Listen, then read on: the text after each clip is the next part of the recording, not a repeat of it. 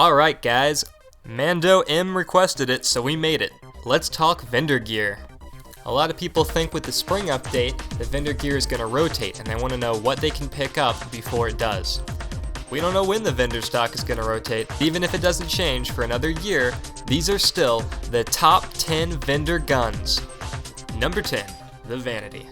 The Vanity is a future war cult hand cannon made with PvE in mind. It is one of the best PvE perks in the game in Firefly, and also boasts extended magazine and luck in the chamber, so, you know, it's a pretty good hand cannon. It's probably the best hand cannon you can buy from any of the surrounding vendors. While you won't be using this hand cannon in Kingsfall anytime soon, it's a fun change of pace for the story missions and does pretty well in the Prison of Elders. I'd love to tell you that its biggest weakness is slow reload speed or poor aim assist, but actually its biggest problem is that sometimes, very rarely, when Luck in the Chamber and Firefly both proc and the resulting Firefly explosion destroys an enemy, your game will create an infinite number of explosions and close your game client for you. If Bungie ever patches this, the Vanity is probably one of the better PvE guns you can buy from a vendor. Otherwise, play at your own risk. Number 9, Havoc Pigeon from the Crucible Quartermaster. Sidearms make great companions to scout rifles, pulse rifles, No Land Beyond, and Universal Remote, and Havoc Pigeon is a great sidearm. It boasts a 0.6 second time to kill if you hit all 4 headshots, or if you hit 5 body shots, a 0.8 second time to kill, which is not bad at all considering. Ever since the special ammo nerf, sidearms have seen a lot more action. If you haven't bothered to try one out yet, now might be the time. Number 8, the Villainy. The Villainy is the future war cult pulse rifle, geared towards PvP. It's in the mid-impact, mid-rate of fire tier, and its time to kill is roughly 1 second. It has pretty low range for a pulse rifle, but it has really good perks. Despite the high time to kill, I still find myself doing very well with the Villainy. If this gun gets a buff in the near future, it's going to be one of the better pulse rifles to play with. Number 7, Ruin Wake. Ruin Wake is the Crucible's heavy machine gun, and it's one of the best you'll find. It boasts above average stability and aim assist, 2 perks that are very important for heavy machine guns. The vendor perk comes with life support, fitted stock, hidden hand, and the ever-important aggressive ballistics. Ruin Wake is one of the best rolls I've seen on a vendor weapon, but it's impossible to talk about Ruin Wake without talking about Objection 4. Objection 4 is almost identical. It has higher range, lower stability, a higher magazine size, and lower aim assist. It comes with counterbalance, skip rounds, persistence, and aggressive ballistics as well. I think Ruin Wake is the better gun. Stability and aim assist are more important than range. The damage fall off on machine guns just isn't big enough for me to worry about. While I think Ruin Wake is just a little bit better, Objection 4 is still basically the same gun, so if you want to get Objection 4, don't let me stop you. Number 6, the Last Extremity. This is a PvP geared scout rifle that you can pick up from the Crucible Quartermaster. Being in the high impact, low rate of fire tier, it's up there with guns like Cocytus or Colivance's Duty. That means it boasts a time to kill of 0.8 seconds, one of the lowest of any scout rifles. Last Extremity has some of the best perks a scout rifle can get in Third Eye, Small Bore, and the Torch HS2 scope. But don't be deceived by the perks. There's a reason that Cocytus is one of the best scout rifles in the game, and you've never heard of the Last Extremity before. Upon comparison, the Last Extremity has a much lower stability stat. But that's not all. It also has a magazine size of only 10 and a much lower aim assist as well. Landing 3 consecutive headshots is the only way to preserve the 0.8 second time to kill, and landing 3 consecutive headshots with the Last Extremity is much harder than it needs to be. Still, if you haven't picked up a Cocytus or a Colivance's Duty with a decent roll, you should definitely try it out for a spin.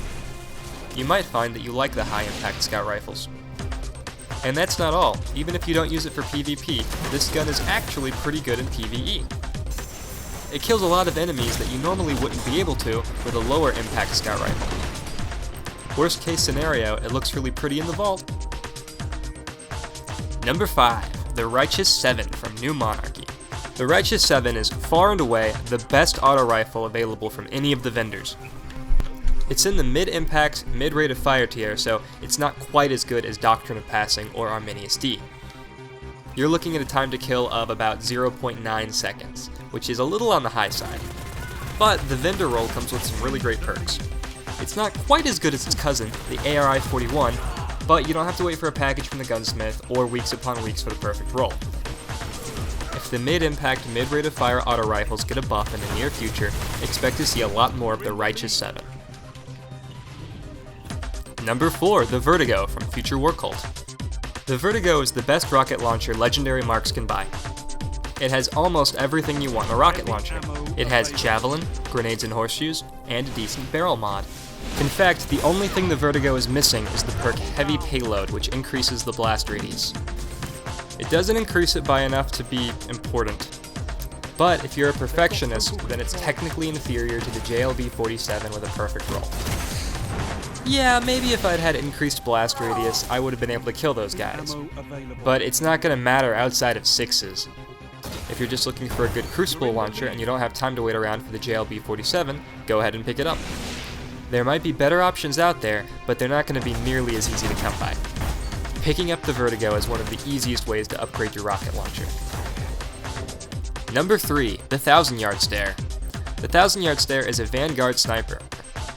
It's the only Vanguard gun on this list, but it's a pretty good entry. While the stock vendor roll doesn't really lend itself to PvP, that doesn't stop it from being a beast in the Crucible. This gun, like the Irene, is of the high impact archetype. You won't have to worry about it suffering from range fall off nearly as much, and you'll be able to shoot through overshields. That means sniping down supers and res sniping. Unlike the Irene, it comes with better scopes and a higher aim assist. If you don't already have a good roll on the 1000-Yard Stare, you should probably pick this one up. And while the roll isn't PvP oriented, it's actually a really good roll for PvE. Triple tap and mulligan can serve ammo while you're sniping down a boss, and perfect balance helps you to keep steady while you aim at his head. It's like a baby black spindle. Number 2, the Hawksaw. The Hawksaw is our last PvP entrant on this list, and boy is it a doozy. Hawksaw is in the low impact, high rate of fire archetype of pulse rifles, and it's available from the Crucible Quartermaster. Its time to kill clocks in at 0.92 seconds. It's kind of like the PDX-45's evil twin. While the PDX-45 has slightly higher stability and aim assist, the Hawksaw has higher range. Remember, range on a pulse rifle affects how concentrated the 3-burst fire is. The higher the range stat, the tighter the grouping. That's why people opt for range boosting perks on the PDX-45. Fitted stock helps cover its stability, while oversized rounds help to stagger the opponent. Secret round might not be the greatest perk in the world, but it has come in handy a couple times. The Hawksaw is an absolute joy to play with. If you haven't played with any of the pulse rifles yet, pick up the Hawksaw. And finally, number 1, Dead Orbit's Hung Jury. Yeah, you probably saw this coming a mile away. Hung Jury has the perfect roll for PvE.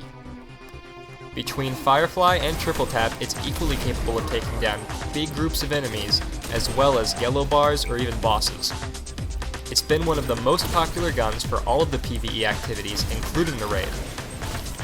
And while its many advantages in a PvE environment are well known, you might be surprised to learn that the Hung Jury is also no slouch in the Crucible.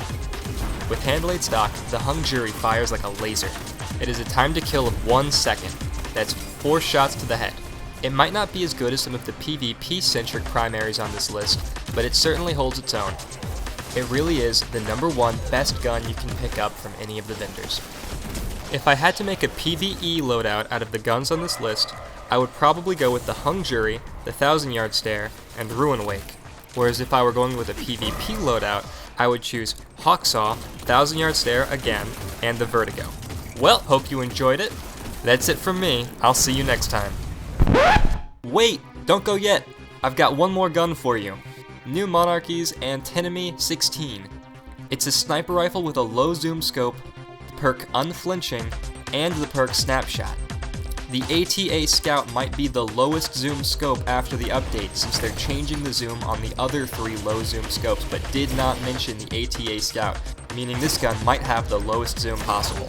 It also comes with Snapshot, which thanks to the fact that aiming down sights will now take even longer, might become one of the most important perks on your sniper rifle. And get this, they're nerfing revive shields, which means that there's a chance the mid-impact class, which is this gun, might be able to res snipe. If this gun is able to res snipe, it might be one of the best sniper rifles available.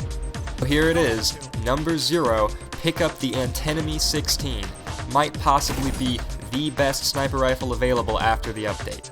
Alright, I'm really done this time. If there's a role you're keen on, feel free to share it in the comments.